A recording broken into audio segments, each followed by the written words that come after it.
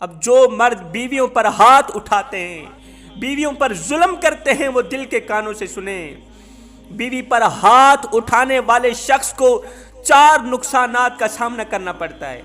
بیوی کو مارنے والے شخص کو، بیوی پر ظلم ڈھانے والے شخص کو 4 نقصانات کا سامنا کرنا پڑتا ہے۔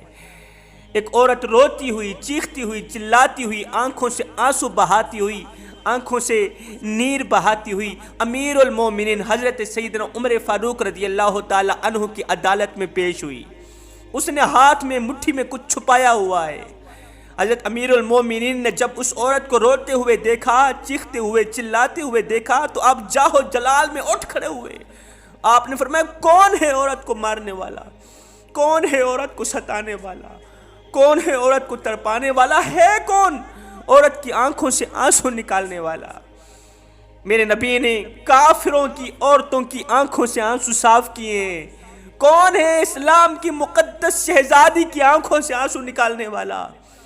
حضرت امیر المومنین نے فرمایا اے عورت بتا تجھے کس نے مارا ہے؟ اس نے کہا حضرت آپ کی عدالت میں شوہر کی شکایت لے کر آئی ہوں۔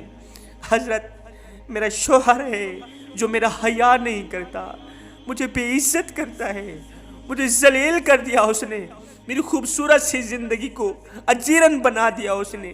حضرت مجھے مارتا ہے، مجھے رلاتا ہے، باتوں باتوں پہ کوستا رہتا ہے، میرے 2 بچے ہیں، میرا دل کرتا ہے گوشت کاٹنے والی چھری اٹھاؤں اپنی گردن پہ پھیر دوں، پھر سوچتی ہوں میرے چھوٹے چھوٹے 2 بچے کہاں جائیں گے؟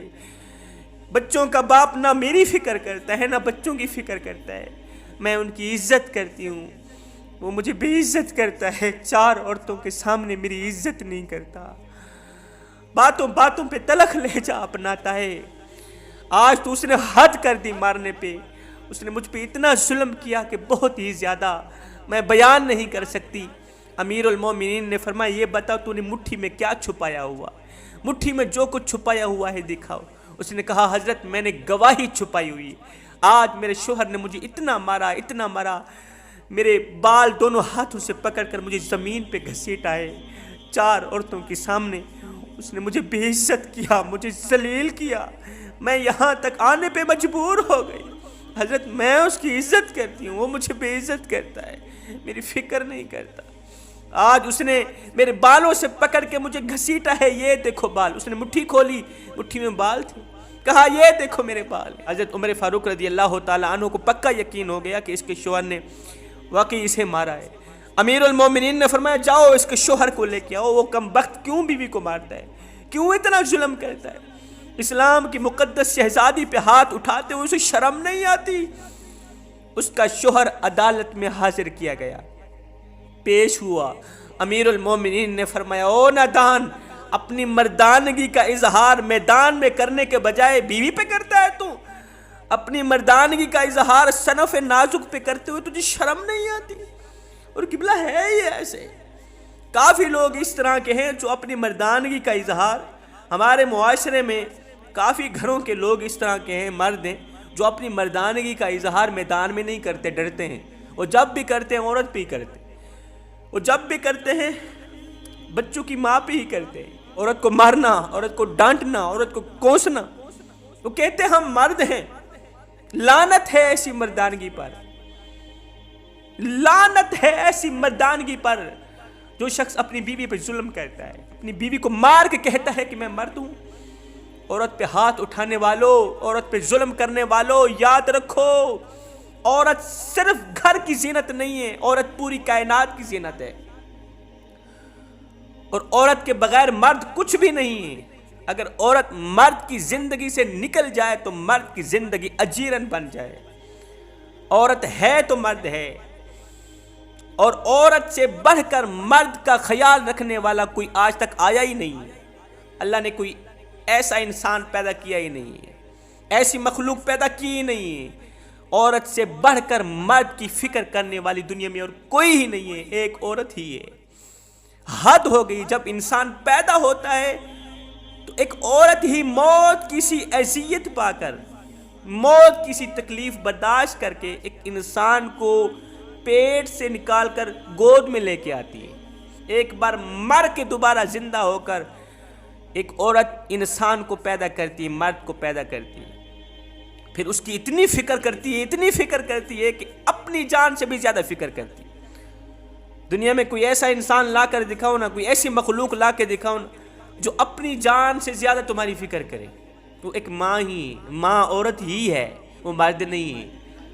ماں ہی اپنی جان سے زیادہ اپنے بچے کی فکر کرتی، اپنے منہ سے نوالا نکال کر بچے کے منہ میں ڈالتی، اپنی رگوں سے خون نکال کر انسان کے مرد کے منہ میں ڈالتی، یہاں تک خود کمزور ہوتی جاتی ہے، بچے کو طاقتور بناتی چلی جاتی ہے، خود بوڑھی ہو جاتی ہے، وہ اپنی جوانی مرد کے نام پہ قربان کر دیتی ہے، اپنی طاقت، اپنی قوت، اپنا سب کچھ بچے کے نام قربان کر دیتی ہے، یہاں تک کہ خود بوڑھی ہو بیٹی بچے کو جوان کر دی۔ جب وہ جوان ہوتا ہے اب اس کی فکر کون کرتی ہے، اس کی دیکھ بھال کون کرتی ہے؟ کوئی مرد نہیں کرتا، کوئی اور مخلوق نہیں کرتی، وہ بھی ایک عورت ہی کرتی ہے جسے بیوی کہتے ہیں۔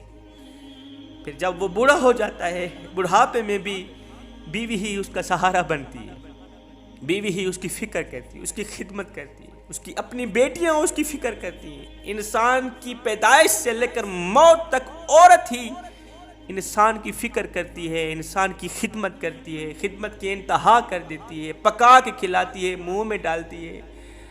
آپ نے فرمایا او نادان، اس عورت پہ ہاتھ اٹھاتے ہوئے تجھے شرم نہیں آتی؟ فرمایا عورت اگر مرد کی زندگی سے نکل جائے، اگر کائنات میں عورت نہ ہوتی تو کائنات میں اندھیرا ہی اندھیرا تھا۔ کائنات میں روشنی لانے کے لیے اللہ تعالیٰ نے عورت کو پیدا فرمایا ہے، عورت نے آ کر ہی کائنات کو روشن کیا ہے۔ انسان کو راحت دینے والی عورت، مرد کی فکر کرنے والی عورت، مرد کو سکون دینے والی، قرار دینے والی عورت ہی امیر المومنین حضرت سیدنا عمر فاروق رضی اللہ تعالیٰ عنہ نے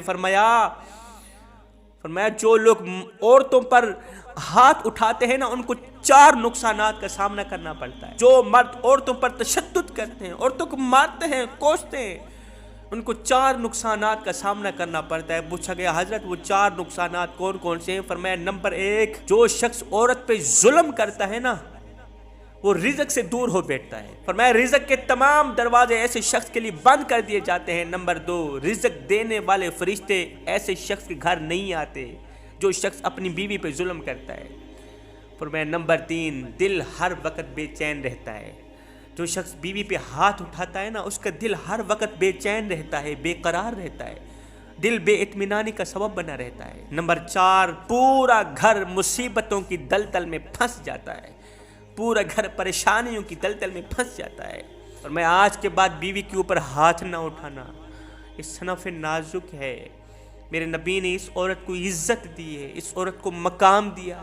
جس عورت کو میرے نبی نے عزت دی، مقام دیا، نبی کی امت ہو کر اس عورت کو بے عزت کرتے ہوئے، عورت پہ ہاتھ اٹھاتے ہوئے، اس کو مارتے ہوئے تمہیں شرم نہیں آتی؟